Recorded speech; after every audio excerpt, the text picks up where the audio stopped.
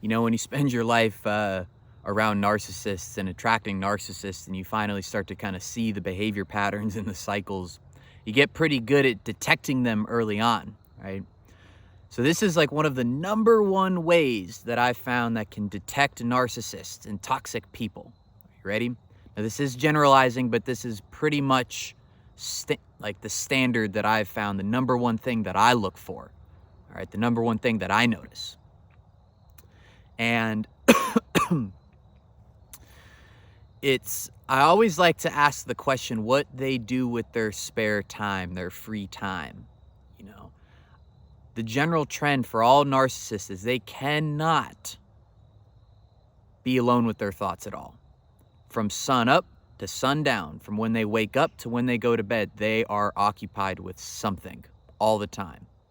All right. I remember I was talking to a girl one time, and I was kind of feeling her out a little bit, right? We hadn't really gone out, but I'd gotten her phone number in the past, and it was just kind of feeling her out. And we were kind of talking about vacations, and I was talking about I like to meditate. I like to kind of spend a lot of time by myself and contemplate and just all of that stuff that you do, if you're the type of person that wants to stay on track, kind of constantly check themselves and their own ego, I like to think I do that, but, I'm also not perfect at it. And I remember she had told me something that really caught my attention. She's like, well, when I go on vacations, I tend to work and spend more time in front of the computer than I do when I'm actually out of work or when I'm like during my work weeks. And she had already kind of given me some like other signs that I was a little weary of, at this point, like my radar, your radar kind of gets tuned in, right? For me, I notice when I get anxious around certain people, and I've come to the conclusion and I've realized that when I get anxious around certain people, it means that I don't feel safe around them, right? And what makes me not feel safe around somebody, right? Especially as like an empath and a sensitive person, and quite honestly, just a normal person, right? But I can, and as well as you can kind of pick up on like the energy, right? You get good enough, you get tuned into the energy of people. You don't pay attention to their behavior patterns or like what they're saying or doing. It's like the energy behind what they're saying or doing. And some people make me feel unsafe, because they're constantly up and down. They're always ready to attack you or put you down or kind of display inconsistent and like unstable behavior patterns. And narcissists like need this. They're masters at this to make you feel unstable in relationships or around them, so you can always be stifled. You can be easily manipulated and controlled. They want you. This is natural for them. They're not even aware that they're doing it all the time. I've had some more self-aware ones that I've talked to just casually kind of tell me about it. And I don't even think they thought they were doing a bad thing, but they would just outright tell me like, oh yeah, I like to keep people off their center. I like to stifle them just so that I can control them easier. Like the words that they said, I was like, dang, like, and they didn't even think it was a bad thing.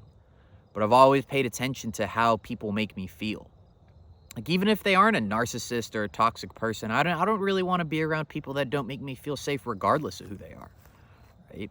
So that's why anxiety can be kind of a good thing sometimes, right? Because, why would you even want to be around someone that gives you anxiety in the first place? I'm not saying like it's always avoidable, right? There's coworkers, family members, just some people you have to be around that kind of give you anxiety sometimes, and you just have to deal with that and work through that. But if you have a choice, like why would you even deal with that?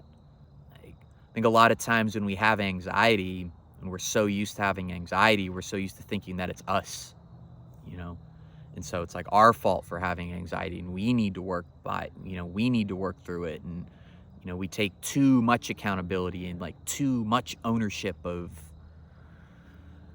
just the anxiety and the mental emotion, like the emotions that come with us being around people. It's not all about you. It's not all you.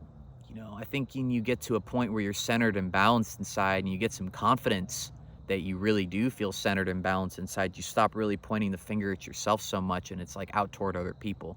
You should always do introspection. You should always make sure that whatever you're feeling and is understood by you, because sometimes it is you, right? And you need to own that, and that's your responsibility. That empowers you, right? We don't want to be victims in life. We don't always want to point the finger at other people, but sometimes it is the other person, you know? Um, so I've used that, like, that. These are just some of the things that I've noticed. I wasn't even gonna really talk about this, but this is just something big that I've noticed that helps me detect, like, potentially toxic narcissistic people. Because every single time I gather that somebody's a narcissist after spending enough time with them, like, you get good at detecting it, and you put 2 and 2 together, and you're like, "Yeah, that person's, like, a super narcissistic, toxic person." Or I guess the colloquial way of saying it is they have, unhealthy behavior patterns, but it's the same thing. They always make me feel the same way, just on edge, unsafe, and stifled. And I think a lot of people will say, well, you need to do inner work on yourself to not feel that way. And it's just, well, you should do inner work to not feel that way. And, yes, and I've said before, like, you are in control somewhat, but at the same time, it's just like, why would you just, like, put yourself in those situations? Like, isn't your peace of mind more important than, being around this toxic person?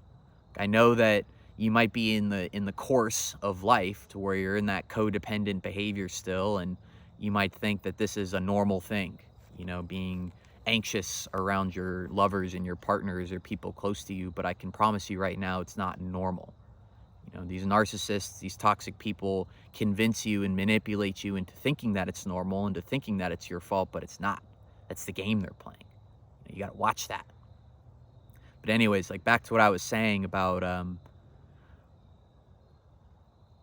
thinking of 4 narcissists that I've had in my life that I've had super close relationships with. One of them was a friend, 3 of them were, girlfriends.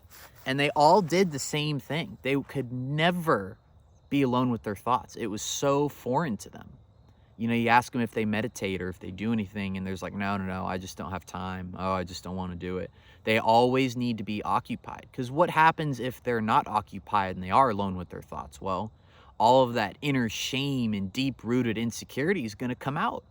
They're dopamine addicts. They're always needing a hit, always needing attention, always need to be occupied with something. Because if they're not, like, this mask it like fuels their mask. And, like, this mask is going to slip off at some point if they're alone with their thoughts for too long. I've been with, I was with she really changed my life, man. I have a lot of, I'm really grateful had this woman in my life she was like my missing link for really breaking this behavior pattern and passing this course of being codependent and around toxic, attracting narcissists. But I remember we used to go to yoga together all the time. And she had said to me, it was like the end of the yoga course, right? It was like the end of the class. And she had, at the end of every yoga session, there's Shavasana, like I guess I don't remember, the corpse pose, I think it is, right? That's the same thing, corpse pose, where you sit there and you meditate because you have the endorphin rush, your muscles and your energy is all opened up, your chakras are all aligned, so to speak. So you sit there and meditate. And of course, 99% of the people get up after 30 seconds, but she didn't even lay down for more than 20 seconds.